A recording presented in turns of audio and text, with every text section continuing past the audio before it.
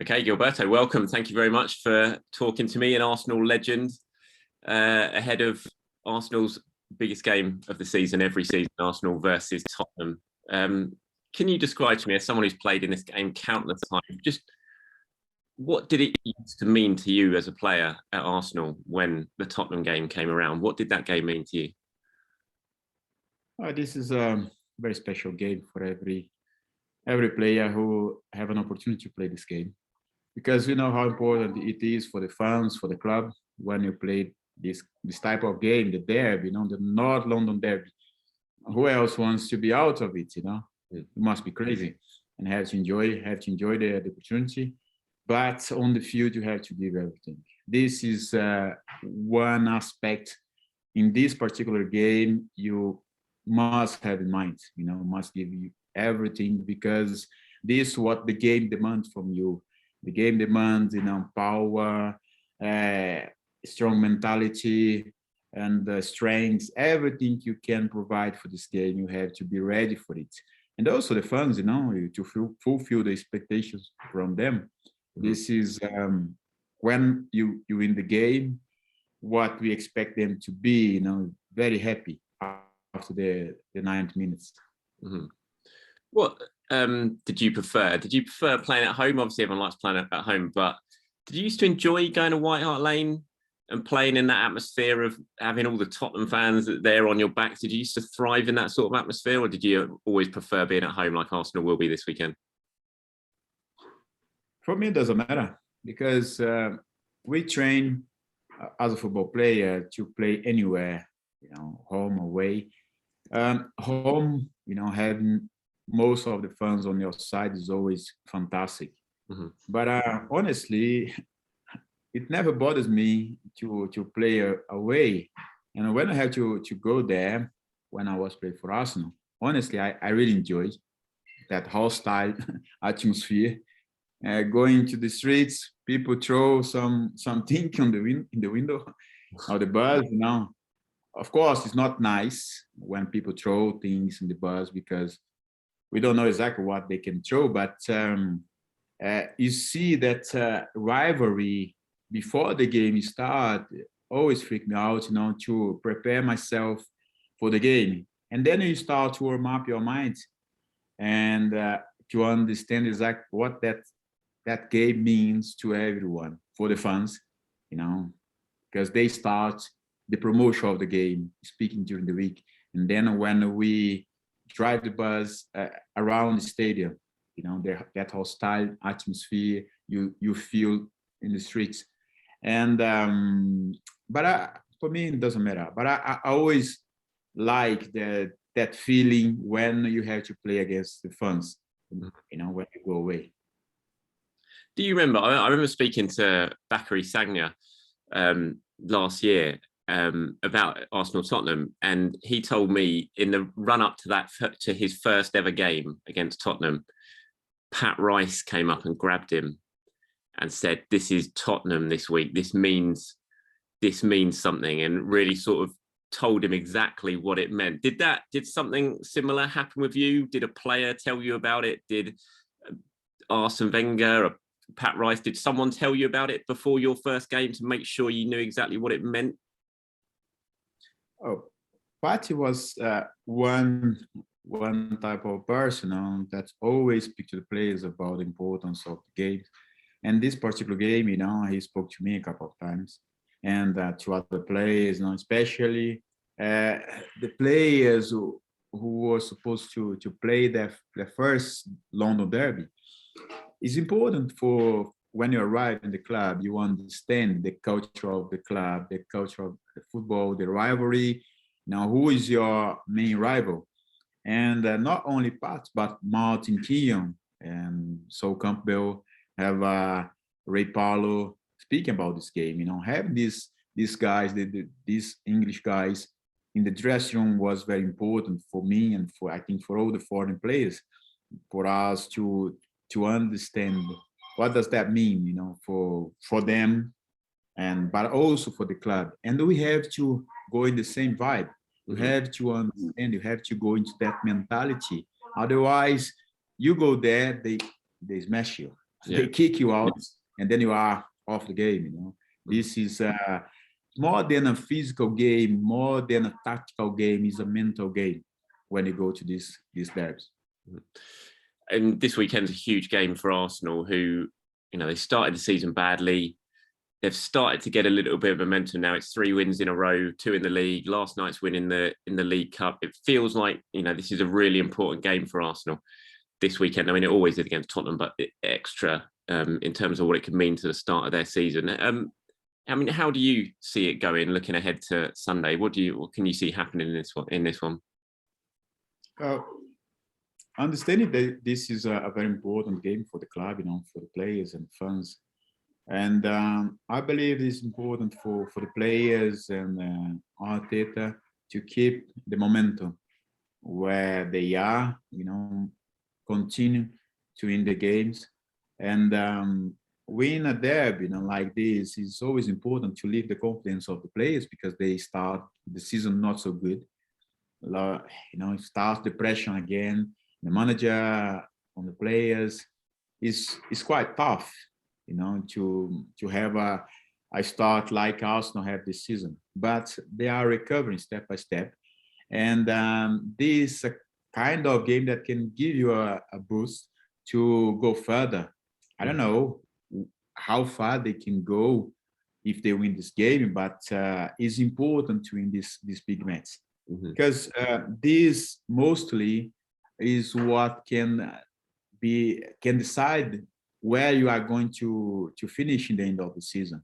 Because if they don't win this, and would put them under pressure to win the next games, not maybe a different level of club, but you are under pressure again.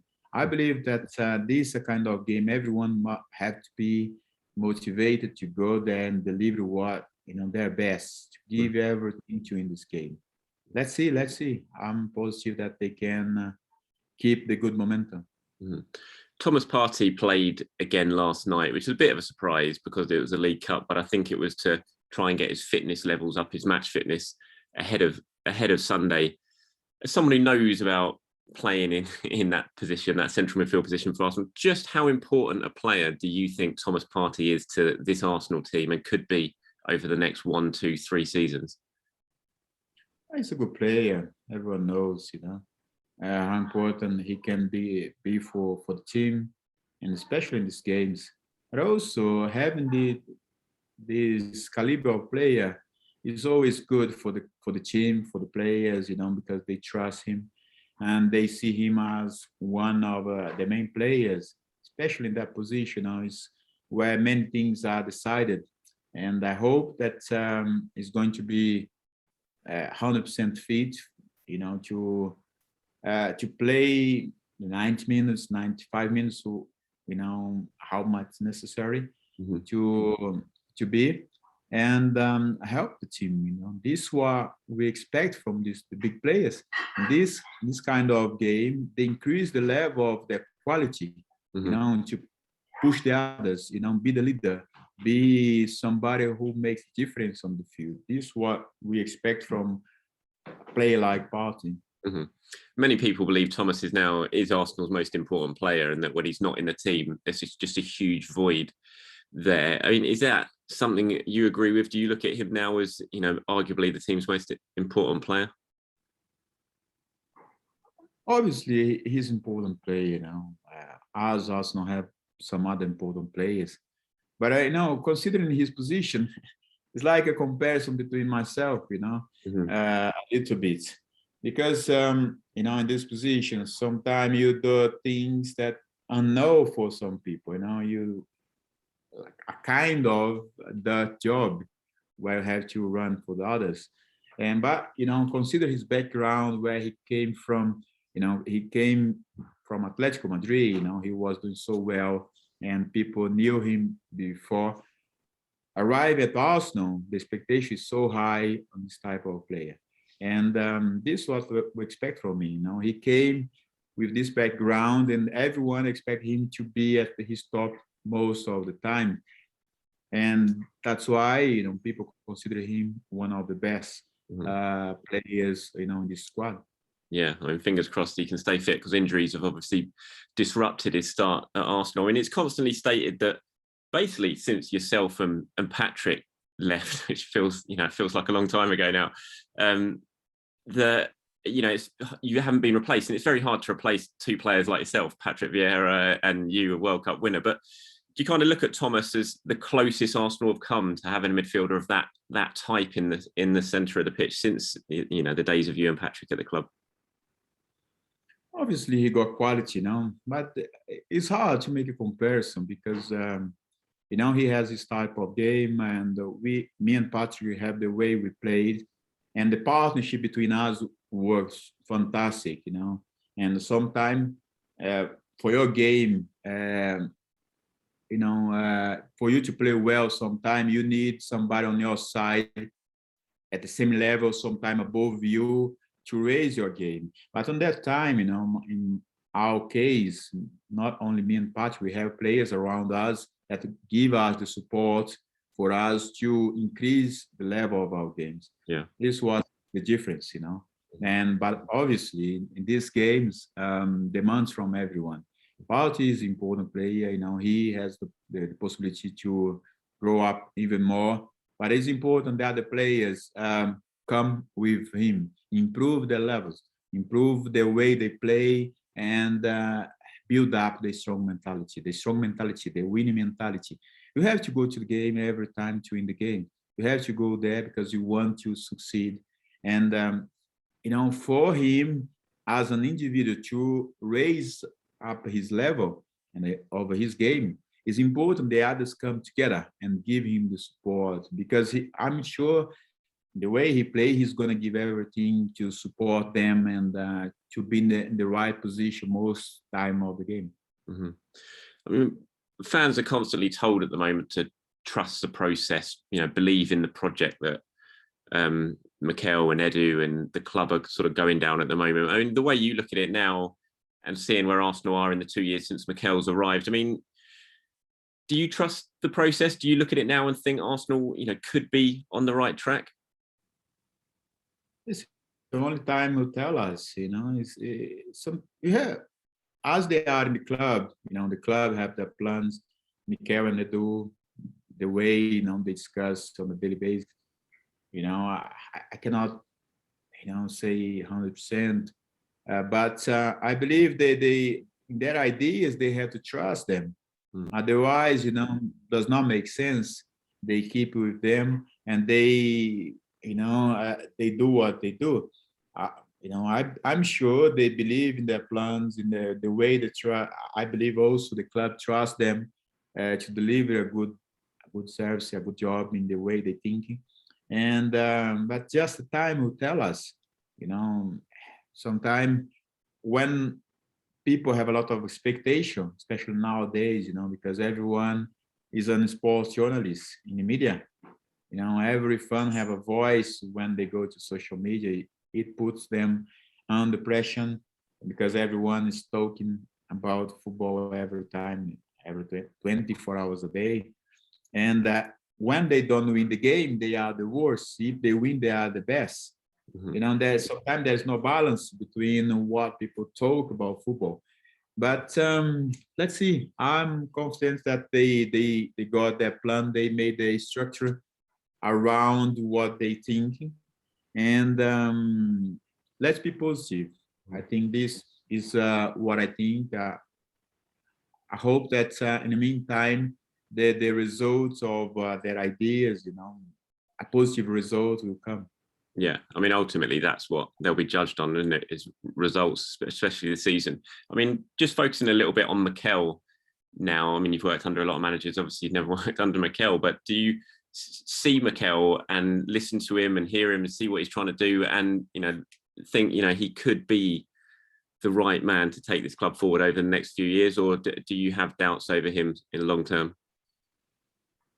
Yes, Mikel, he's young. But he's brave in what he says. He's confident in what he says. And when people tell me, despite the age they are, with their confidence, is always very important because he, in my opinion, is the main leader of the team, Mhm. of the squad.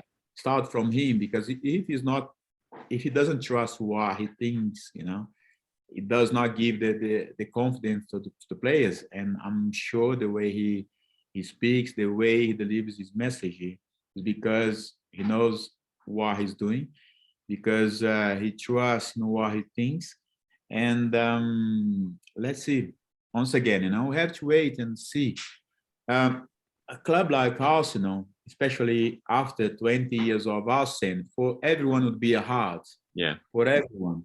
We have seen some other clubs, still face some problems when they have long-term manager in charge. If it was like this with Manchester United, maybe some other clubs.